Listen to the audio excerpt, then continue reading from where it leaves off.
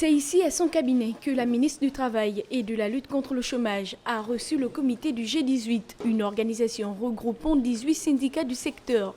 Les demandes sont nombreuses, mais les priorités ont rapidement su se faire entendre. Il était important ce matin que nous venions tenir langue avec elle, parce que vous le savez que depuis la mise en place de la transition, nous avons observé un certain nombre de mouvements d'humeur à travers les entreprises.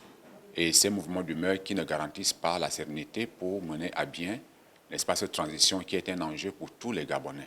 Et nous avions bien voulu attirer son attention sur le fait que nous soyons un secteur productif, parce que le monde du travail, c'est le secteur de la production de la richesse.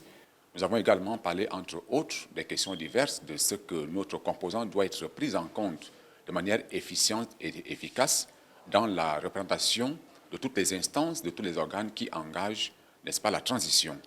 Il ne serait pas normal qu'on puisse marginaliser le monde du travail, parce que ce monde du travail est une composante qui ne peut pas s'inféoder à la société civile mosaïque. La mise en place d'un Conseil national du dialogue social a notamment été évoquée au cours de cet entretien. Le Conseil national du dialogue social, cette instance a été décidée depuis. Nous avons travaillé sur ça en 2011, le 2 décembre 2011.